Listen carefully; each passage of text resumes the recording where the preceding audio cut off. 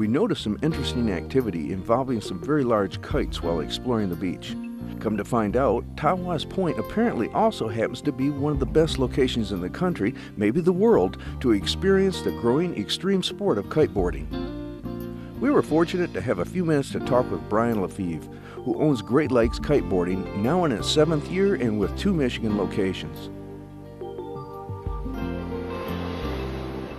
You know, for most of us that come out to the beaches and stuff, wind's kind of a pain. I mean, you come out here trying to throw your blanket down and it's blowing away. There's sand blowing all over you. Every time you set something down, it's blowing away. But there's some people that actually thrive on this wind, and I'm standing with one right now.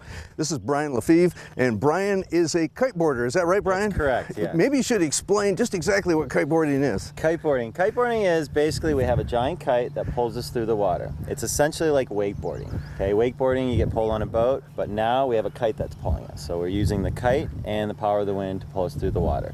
We can jump anywhere from 20 to 30 feet high. We can do tricks, we can do downwinders, and the speed of the sport is just amazing too.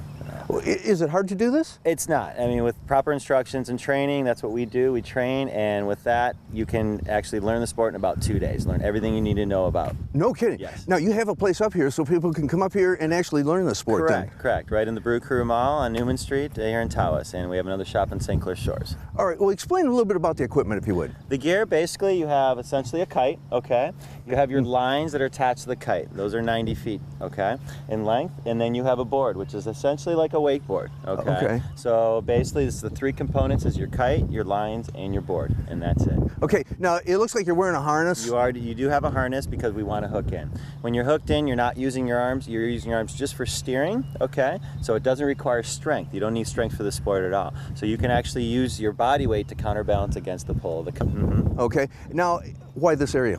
Tawas is one of the windiest places in Michigan, and we've been all over Michigan. And because of this point, because it comes out 2 miles into Lake Huron, it's subjected to lake breezes.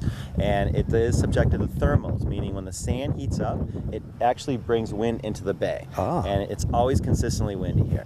It's the best spot in Michigan, and in my opinion, it's one of the best spots in the United States for kiting. I've been all over, and I have not found a place that compares to Tawas here.